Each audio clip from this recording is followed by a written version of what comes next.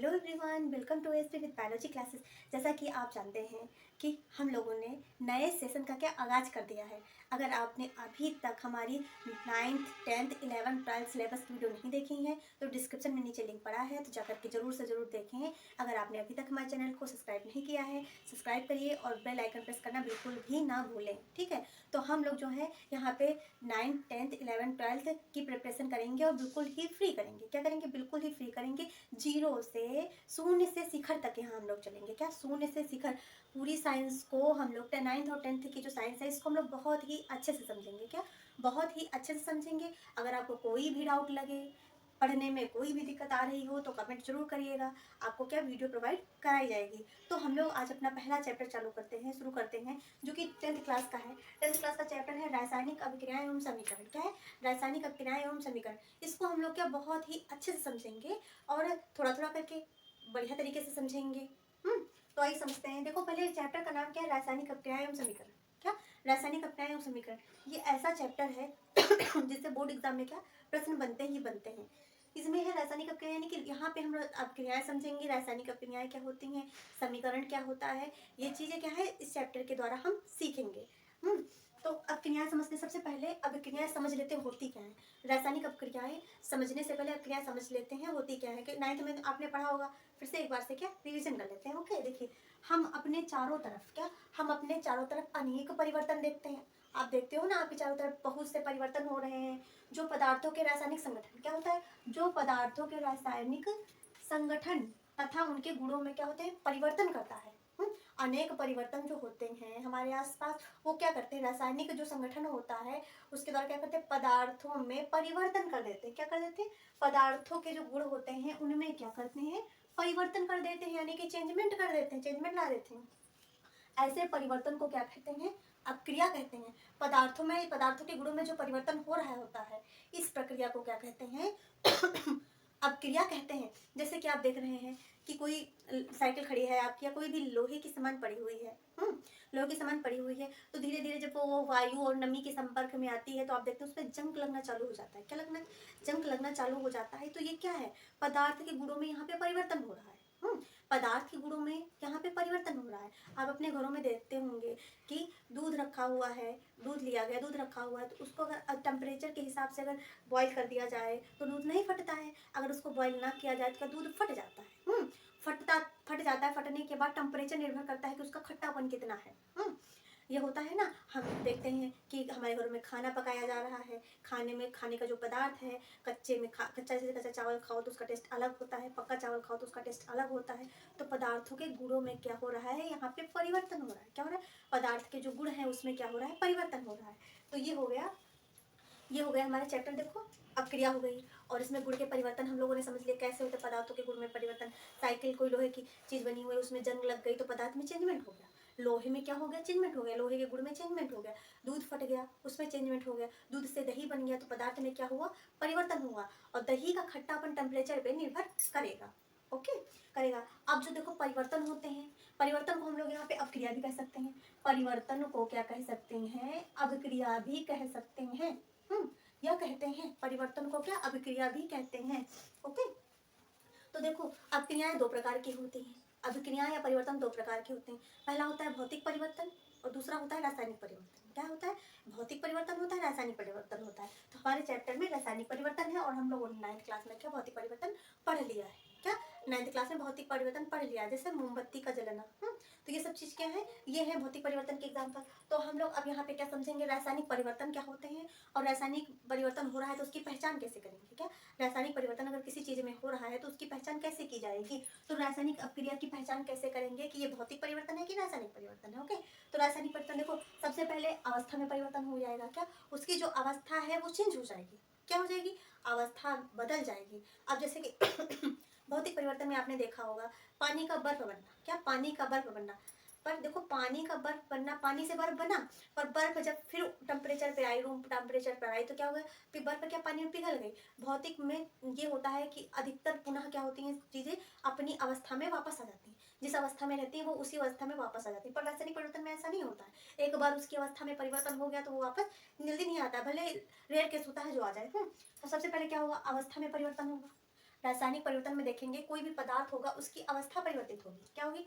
अवस्था परिवर्तित होगी। फिर रंग में परिवर्तन होगा। क्या होगा? उसके रंग में परिवर्तन होगा। फिर गैस का निष्कासन होगा। जब कोई दूसरा पदार्थ बनेगा तो उसमें क्या गैस भी निकलेगी? क्या गैस भी निकलेगी। और ताप में परिवर्तन, टेम्परेचर भी कभी कम होगा कभी ज़्यादा होगा, तो कम टेम्परेचर पर कभी रिएक्शन होगी तो कभी ज़्यादा टेम्परेचर पर रिएक्शन होगी। तो यहाँ पे टेम्परेचर भी मायने रखता है। ओके। और पांचवा क्या है? अवक्षेप का निर्माण होगा। अवक्षेप का निर्माण होगा। अब अवक्षेप जैसे कि आप नहीं समझते हैं तो अवक्षेप जो होती है एक पीपीटी, जैसे बोलेंगे पीपीटी फॉर्म है या फिर आपका एजी क्या आया, पीपीटी फॉर्म में आया आपका, तो अवक्षेप देखो आप नॉर्मली ऐसे भी समझ सकते हैं कि घरों में दाल पकती है या फिर चावल पकता है। दाल पकती है चावल पकता है, जब उसके ऊपर फेना आता है, जो फेना आता है तो अवक्षेप यही होता है। क्या अवक्षेप? ये दाल का अवक्षेप हो गया। और रासायनिक अपक्रियाओं में से केमिकल का क्या आता है? अवक्षेप आता है। समझने के लिए हम लोगों ने क्या किया है, जैसे समझने के लिए आप ले लो दाल जैसे बॉईल हुई तो उस पर जो ऊपर फेना आता है, झाग झाग आता है, तो इसको क्या बोलते हैं? पीपीटी, यानी कि अवक्षेप आया है। ओके। तो देखो अवक्षेप जो है इसकी रासायनिक अपक्रिया की 5 प्रकार से हम लोग पहचान कर सकते हैं। पहला आपका अवस्था में परिवर्तन हो सकता है, रूप में परिवर्तन हो सकता है। ठीक, रूप में परिवर्तन होगा, गैस का निष्कासन होगा, ताप में परिवर्तन होगा, और क्या पदार्थ क्या अवक्षेप के रूप में भी, अवक्षेप का भी पदार्थ क्या करेगा? निर्माण करेगा। इतना क्लियर हुआ आपका? अब हम लोग समझेंगे रासायनिक अपक्रियाएं होती क्या है। क्या रासायनिक अपक्रियाएं होती क्या? पहचान तो कर लिया हम लोगों ने। ठीक, अपक्रिया समझ ली, पहचान समझ लिया रासायनिक अपक्रिया की। अब रासायनिक अभिक्रियाएं क्या होती हैं ये समझते हैं। ठीक है, तो वह अभिक्रिया, क्या वह अभिक्रिया जिसमें एक या एक से अधिक पदार्थ, क्या एक या एक से अधिक पदार्थ, ऐसी अभिक्रिया जिसमें एक पदार्थ हो या फिर एक से भी अधिक पदार्थ हो, क्या एक से भी अधिक पदार्थ हो, एक या एक से अधिक पदार्थ क्या मिलकर के दो पदार्थ मिलेंगे या तीन पदार्थ मिलेंगे, एक या एक से अधिक, अधिक 2 या 3 भी हो सकते हैं, 4 भी हो सकते हैं। तो एक या एक से अधिक पदार्थ मिलकर क्या करते हैं? एक नया प्रोडक्ट बनाते हैं। क्या बनाते हैं? एक नया प्रोडक्ट बनाते हैं। एक नए पदार्थ का क्या करते हैं? निर्माण करते हैं। उसे कहते हैं रासायनिक परिवर्तन या रासायनिक अपक्रिया। एक या दो से अधिक पदार्थ क्या मिलकर के एक नए पदार्थ का क्या करते हैं? निर्माण करते हैं। वह क्रिया जिसमें एक या एक से अधिक पदार्थ मिलकर क्या करेंगे? नया पदार्थ बनाएंगे। उसको कहेंगे हम लोग रासायनिक अपक्रिया। क्या कहेंगे? रासायनिक अपक्रिया या फिर परिवर्तन कहेंगे, चेंजमेंट कहेंगे। ओके, दो पदार्थ मिलकर के एक नया पदार्थ बना दी तो पदार्थ में चेंजमेंट हो गया, यही हो गई क्या? रासायनिक अपक्रिया। ओके, अब उदाहरण से समझेंगे। हमारी एनसीईआरटी की लाइन क्या है? एनसीईआरटी की लाइन क्या कहती है?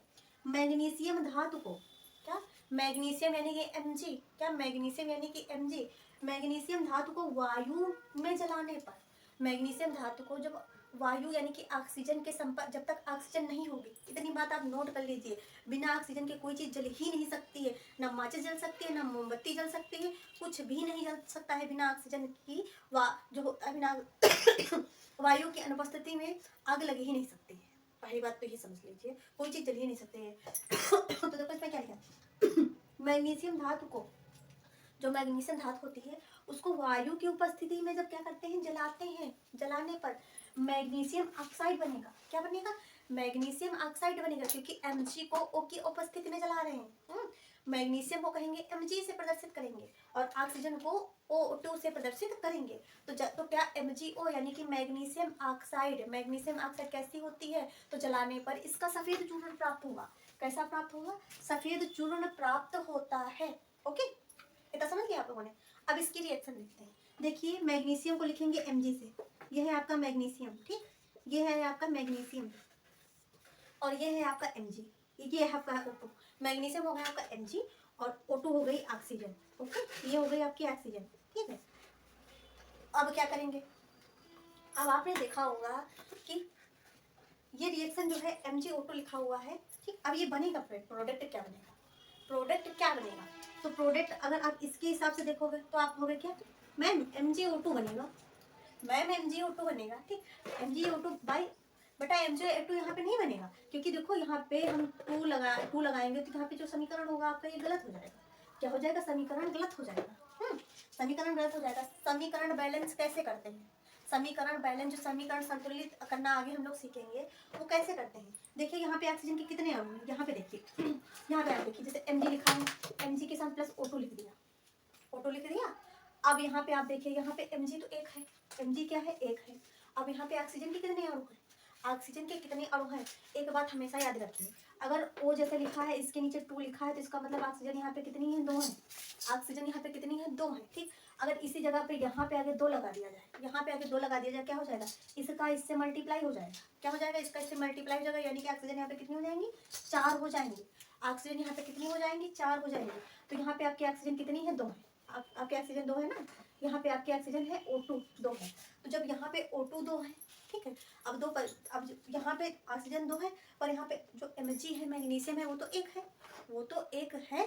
तो इसको बैलेंस करने के लिए क्या करेंगे, यहाँ पे 2 लगा देंगे। Mg भी 2 हो गई, ऑक्सीजन भी 2 हो गई ना, Mg भी हो गई, ऑक्सीजन भी 2 हो गई, बैलेंस हो गया। इधर का हो गया संतुलित, आपका संतुलित हो गया आपका इधर का। अब क्या करेंगे, अब देखो, अब इसके ऊपर +2 का चार्ज होता है, इसके ऊपर -2 का चार्ज होता है ना। देखो प्लस माइनस बराबर है तो कट जाएगा, क्या प्लस माइनस बराबर है तो यहाँ पे कट जाएगा, कट जाएगा, ठीक, यहाँ पे प्लस माइनस बराबर है तो कट जाएगा। अब यहाँ पे बनेगा क्या आपका 2MgO, क्या बनेगा 2MgO, यानी कि मैग्नीशियम ऑक्साइड। क्या प्राप्त होगा आपको, मैग्नीशियम ऑक्साइड का सफेद चूर्ण प्राप्त होगा। क्या होगा, सफेद चूर्ण प्राप्त होगा। यहाँ पे आपको क्या प्राप्त होगा, मैग्नीशियम ऑक्साइड का सफेद चूर्ण प्राप्त होगा। अब ये इतना आपको क्लियर हो गया होगा कि देखिए, अगर जैसे कोई चीज़ है, जैसे Cl-1 होता है इसके ऊपर, अब इसका हम लोग क्या करेंगे, H के ऊपर +1 होता है, ठीक, इसके ऊपर जो चार्ज होता है यहाँ पे +1 होता है, यहाँ पे क्या होता है -Cl का जो होता है पोटेंशियल चार्ज क्या होता है, -1 होता है, और हाइड्रोजन का +1 होता है। जब यहाँ पे हम लोग रिएक्शन करेंगे, जब यहाँ पे हम लोग रिएक्शन क्या करेंगे, देखो +1 है -1 है तो ये कट जाएगा, कट जाएगा। आपके पास बचेगा क्या, HCl, क्या बचेगा, HCl, यानी कि हाइड्रोक्लोरिक एसिड। क्या बचेगा आपके पास, HCl हाइड्रोक्लोरिक एसिड बचेगा, ठीक है। तो इतना आपको क्लियर हो गया होगा। अब हम लोग आगे समझते हैं, अब हम लोग समझते हैं, देखिए जैसे सूत्र हम लोगों ने लिखा, ये सूत्र लिखा है तो इसको कहते क्या है, सूत्र लिखा है, इसको कहते क्या है, ठीक है। तो देखो इसको क्या कहते हैं, जब ये सूत्र जब हम लोग लिखते हैं, जब क्रिया कराते हैं, मैग्नीशियम की ऑक्सीजन से क्रिया कराए तो हमारा क्या बना, मैग्नीशियम ऑक्साइड का सफेद चूर्ण प्राप्त हुआ। कैसा चूर्ण प्राप्त हुआ, तो सफेद चूर्ण प्राप्त हुआ। इसको कहेंगे रासायनिक समीकरण, इसको कहेंगे समीकरण। क्या कहेंगे, समीकरण, क्योंकि इसमें रासायनिक क्रिया हो रही है तो इस वजह से इसको कहेंगे रासायनिक समीकरण। ओके, इतना समझ में आ गया। तो ये क्या, इसको क्या कहेंगे, अगर हम कहेंगे क्या लिखा है, क्या लिखा है, या फिर कहेंगे समीकरण को बैलेंस करो, ये तो कहेंगे आपसे अगर करने के लिए क्वेश्चन दिया कि दिया आपको NaCl, ठीक, NaCl समीकरण में आगे क्या बनेगा, प्रश्न ऐसे ही तो आता है। तो जो केमिकल, जो जैसे कि अभिकारक और उत्पाद जो भाग लेते हैं, इस क्रिया को कहते हैं समीकरण। क्या कहते हैं, समीकरण, यानी कि रासायनिक समीकरण कहते हैं, ठीक। अब रासायनिक समीकरण क्या होते हैं, कैसे बनते हैं, आखिर ये Mg और O है क्या, हाँ, हमने मैग्नीशियम ऑक्सीजन तो पढ़ ली, तो ये है क्या, ठीक, और इधर ये क्या बना है, तो रासायनिक समीकरण के माध्यम से इसको समझते हैं। देखो किसी रासायनिक अपक्रिया में, क्या, किसी भी रासायनिक अपक्रिया में, क्योंकि हम रासायनिक अपक्रिया हम लोग पढ़ रहे हैं तो भाई रासायनिक अपक्रिया में ही होगा ना।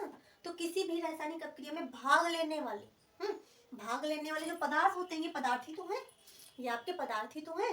तो भाग लेने वाले पदार्थ को सूत्र या प्रतीक द्वारा क्या किया जाता है, प्रदर्शित किया जाता है। इसको सूत्र भी कह सकते हैं और इसको प्रतीक, जैसे मैग्नीशियम का प्रतीक क्या है, कहेंगे ना मैग्नीशियम का, सोडियम का, पोटेशियम का, सल्फर का क्या प्रतीक याद करो, कहते हैं ना प्रतीक याद करो। तो मैग्नीशियम का प्रतीक यहाँ पे Mg हुआ, सोडियम का Na हुआ, ठीक है, क्लोरीन का या कहा जाए तो Cl हुआ आपका। तो इस तरीके क्या होते हैं, प्रतीक होते हैं। तो प्रतीक या सूत्र द्वारा क्या करते हैं, लिखा जाता है, प्रतीक या सूत्र द्वारा क्या किया जाता है, लिखा जाता है। इसे कहते हैं रासायनिक समीकरण। क्या कहते हैं, रासायनिक समीकरण। अब रासायनिक समीकरण में जो पदार्थ भाग लेते हैं, क्या, जो पदार्थ भाग लेते हैं, तो भाग लेने वाले पदार्थ को अभिकारक कहते हैं। क्या कहते हैं, भाग लेने वाले पदार्थ को अभिकारक कहते हैं। और अभिकारकों से जो नया पदार्थ बनता है उसको उत्पाद कहते हैं। क्या कहते हैं, उत्पाद कहते हैं। तो देखो रासायनिक अपक्रिया में भाग लेने वाले पदार्थ को क्या कहते हैं, अभिकारक कहते हैं। जो पदार्थ भाग लेते हैं उनको अभिकारक कहते हैं। और अभिकारकों से क्रिया करके जो नया प्रोडक्ट बन रहा है उसको कहेंगे उत्पाद। क्या कहते हैं, उत्पाद कहते हैं। आप समझते हैं इसको, ठीक है। जैसे ही देखो मैग्नीशियम, हमने मैग्नीशियम लिख दिया Mg प्लस O2 लिख दिया, तो यहाँ पे 2Mg ले ली। फिर उसके बाद क्या किया, यहाँ पे 2MgO, हमारा मैग्नीशियम ऑक्साइड बन गया। देखो इस रासायनिक अपक्रिया में मैग्नीशियम और ऑक्सीजन ने भाग लिया है। भाग लेने वाले कौन है, ऑक्सीजन और मैग्नीशियम है। इससे बना क्या है दोनों पदार्थों से, तो मैग्नीशियम ऑक्साइड बनी है। तो देखो भाग लेने वाले पदार्थ जो भाग लेते हैं इनको कहते हैं अभिकारक। क्या कहते हैं? अभिकारक कहते हैं। ठीक। और बन क्या रहा है यहाँ पे MgO, यानी कि ये क्या बना? उत्पाद बना आपका। क्या क्या बना? उत्पाद बना। तो यहाँ पे 2 भी हो सकते हैं, 3 भी अभिकारक हो सकते हैं। उत्पाद आपका 2 भी हो सकता है, 3 भी हो सकता है। तो ये इस तरफ के जो होते हैं, इस तरफ के जो होते हैं LH, यानी कि लेफ्ट साइड के, लेफ्ट साइड वाले आपका अभिकारक होता है और राइट साइड वाला आपका क्या होता है? उत्पाद होता है। इस साइड के आपके अभिकारक होते हैं, इस साइड के आपके क्या होते हैं? उत्पाद होते हैं। ओके। जैसे N है, Cl है, Na है, Cl है, तो इसको प्रतीक अगर कहेंगे सोडियम का प्रतीक क्या है तो Na है, क्लोरीन का प्रतीक क्या है तो Cl है। ठीक। हमेशा ये चीज दिमाग में बैठा लेना, जब अभिकारक होते हैं, जो अभिकारक होते हैं, प्लस प्लस कभी भी अपक्रिया में भाग नहीं लेगा। क्या? प्लस प्लस कभी भी अपक्रिया में भाग नहीं लेगा। अब यहाँ पे Mg है तो Mg प्लस का 2 है और ऑक्सीजन माइनस का 2 है।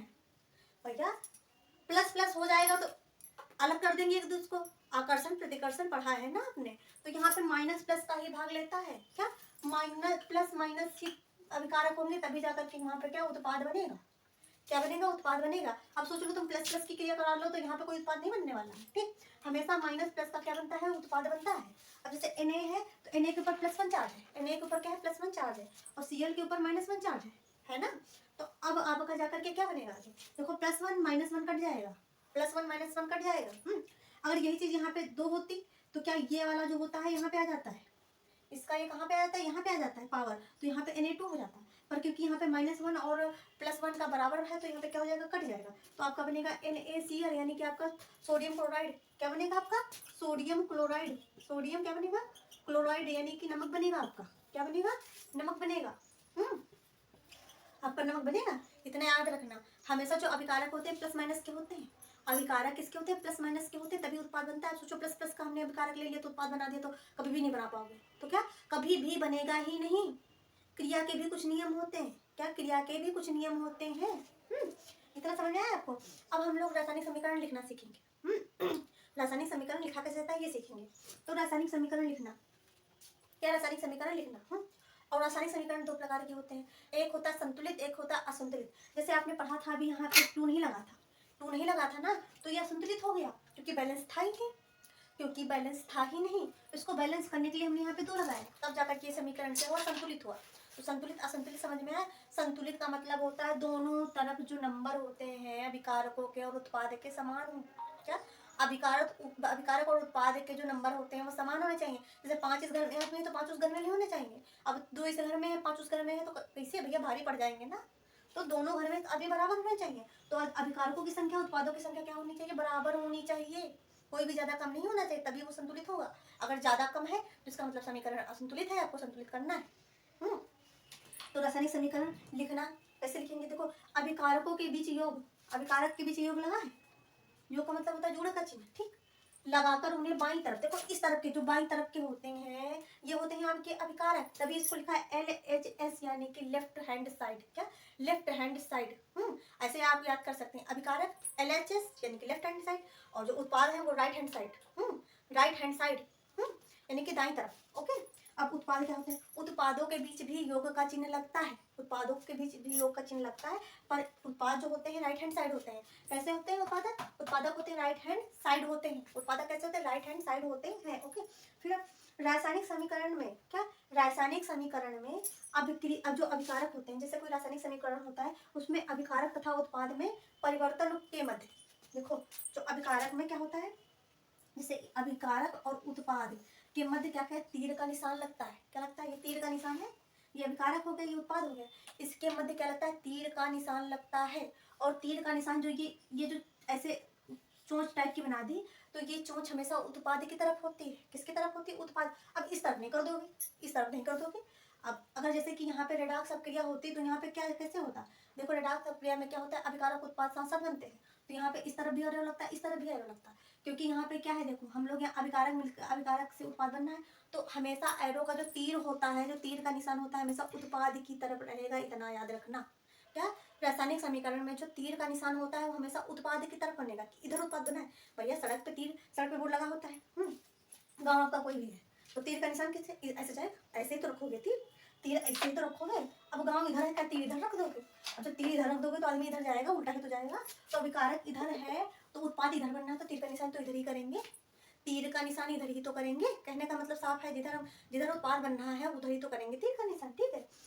तीर का सिरा उत्पाद की तरफ होता है, तभी तो कहते हैं तीर अभिकारक की तरफ पूंछ कर दी और उत्पाद की तरफ सिरा कर दिया, तभी कहेंगे हाँ उधर उत्पाद बना है, अभिकारक की तरफ थोड़ी ना कर दूंगे। ये हुआ। अब देखो आपका क्या है, जैसे तीर है, तीर के ऊपर अगर कोई जैसे कि आपका पीटी रख दिया गया प्लेटिनम, तो तीर के ऊपर जितने भी लिखे जाते हैं तो आपका गर्म का चिन्ह लिखा जाता है। प्लेटिनम क्या है का उत्प्रेरक, क्या है उत्प्रेरक। उत्प्रेरक का काम होता है जैसे कोई क्रिया धीमे हो रही है नहीं हो रही है तो उत्प्रेरक क्या करते हैं, क्रिया को बढ़ा देते हैं और स्वयं अब क्रिया में भाग नहीं लेते हैं, स्वयं अब क्रिया में भाग नहीं लेंगे, सिर्फ क्रिया को क्या करते हैं, बढ़ाने का कार्य करते हैं। ओके, इतना क्लियर हुआ। हमेशा क्या करते हैं, क्रिया को बढ़ाने का कार्य करते हैं। अगर तीर का निशान ऐसे लगा है, ऐसे लगा है, तो वहां पे कौन सी क्रिया हो रही है, यहाँ पे रेडाक्स अब क्रिया हो रही है। कौन सी क्रिया हो रही है, यहाँ पे रेडाक्स अब क्रिया हो रही है। ओके, इतना क्लियर हुआ। अब हमने रासायनिक समीकरण लिखना सीख लिया। रासायनिक समीकरण लिखना सीख लिया। अब रासायनिक समीकरण के प्रकार कितने होते हैं, दो प्रकार होते हैं। कितने प्रकार होते हैं, दो प्रकार होते हैं। एक होता है संतुलित, एक होता है असंतुलित। एक होता है संतुलित, एक होता है असंतुलित। संतुलित और असंतुलित समीकरण हम लोग क्या नेक्स्ट वीडियो में समझेंगे। आज के लिए बस इतना ही। अगर आपको हमारी मतलब